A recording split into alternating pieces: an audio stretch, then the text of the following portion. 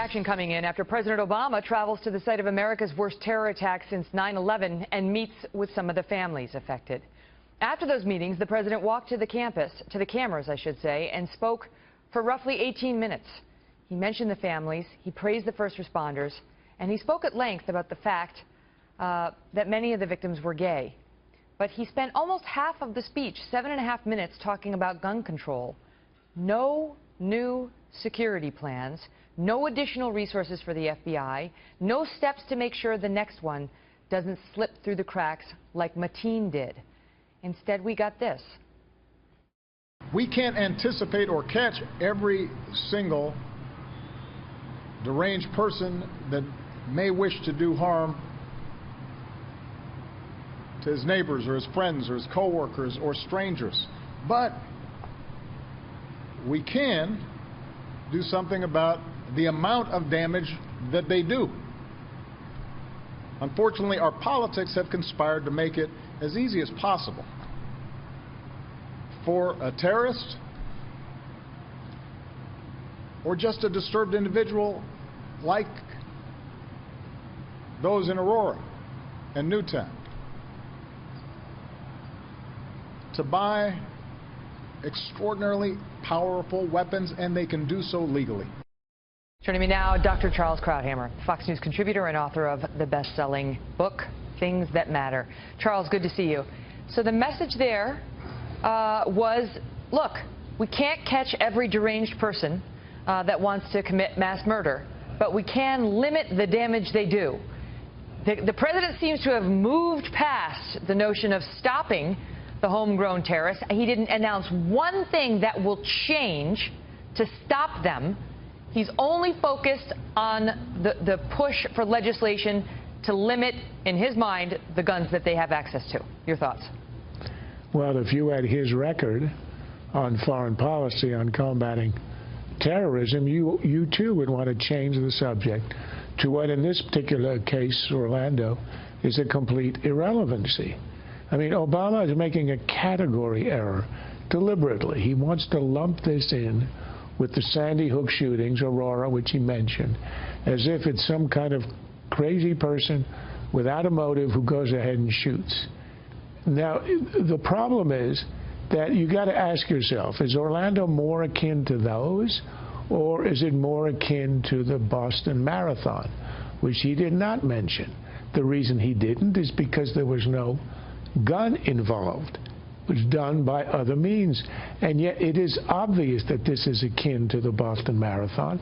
In fact, the killer himself in Orlando expressed solidarity not just with ISIS, but with the Tsarnaev brothers of the Boston Marathon. That's the category we are dealing with. The reason Obama doesn't want to talk about that and will segue as quickly as he can to gun control is because of his record fighting ISIS. But domestically, Charles, other than saying you're going to see a greater presence of law enforcement around the country perhaps in the coming weeks because, you know, they've threatened that they want to kill us during the month of Ramadan, which ends July 5th.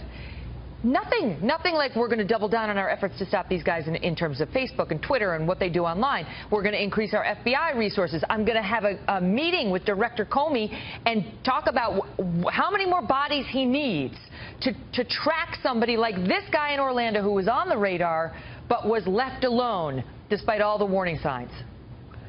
Well, look, I agree with you on that, but we can harden this country as much as we want. We're 300 million people. We're the most open society on earth, and we have a choice. If we want to make it into an armed camp, I'm sure we can reduce the number of these incidents by quite a lot. The fact is that we don't, and we can't allow that to happen. This war has to be fought overseas. The only way to defeat them, the only way to prevent the recruitment, and this was not active recruitment. From what we know, it looks like somebody inspired by.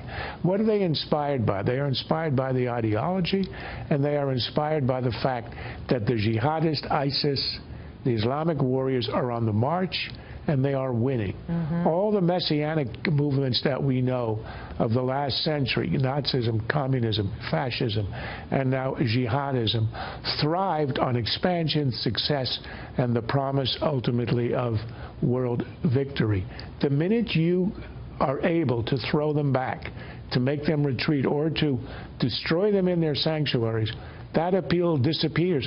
I'm not sure you could do anything on Twitter or online in the absence of that will make a difference in recruitment. But I don't know if you're right about that. I mean, I think all the experts have come on and said what you just said, that ISIS needs to be destroyed. It needs to be humiliated. We need to make people embarrassed at the thought of taking up their cause. But there's absolutely more that can be done. In particular, the coordination between the feds and the local law enforcement. This guy should have been on the local law enforcement's radar.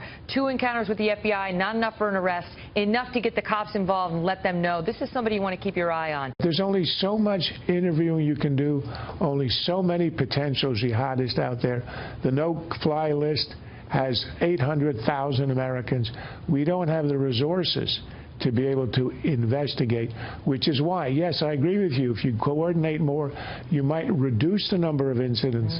But in the end, the only way to win this war is by defeating them where they are. We might need to devote more resources. We're paying millions of dollars for shrimp to run on a treadmill, right? So there could be a reallocation. I got to leave it at that. Charles, great to see you.